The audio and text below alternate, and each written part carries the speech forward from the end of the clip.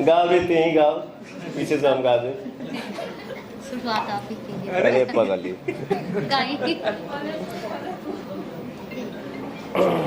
कौनो गाना के बोल आप ही बता दी।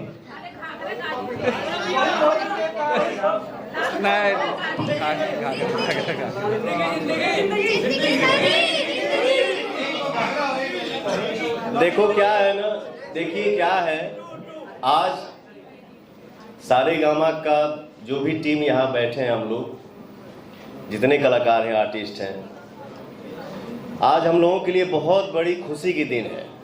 और आज का जो दिन है, नंबर 1 पे हम लोग ट्रेंड कर रहे हैं अपने गाने के साथ, पब्लिक का प्यार मिल रहा है। तो आज ना, आज रुलाओ मत यार, आज सिर्फ बवाल होने दो और धूम मचाने दो। आज नो सैड बना नहीं, आज सैड नहीं चाहता हूँ, आज मैं हंसना चाहता हूँ खाली। क्या बात। क्योंकि हम सभी के लिए आज बहुत बड़ा दिन है। गाना रिलीज होते ही पोस्टर गाने का ट्रेंडिंग में आ गया नंबर 2 पे, और गाना रिलीज होते ही नंबर 1 ट्रेंडिंग में आ गई सबके वैसे। तो ये हम सभी के लिए बहुत ही खुशी की बात है और जश्न मनावल जाए। तो जो गाना रिलीज हुआ है, हम लोग इसी के खुशी में आज बैठे हैं और इसी गाने पे हम लोग खुशी मनाते हैं। क्या बात, ये बात। गाँव टोला कस्बा हिलैलु गली गाली, देखत तोहके लोगवन में मचे खलबाली।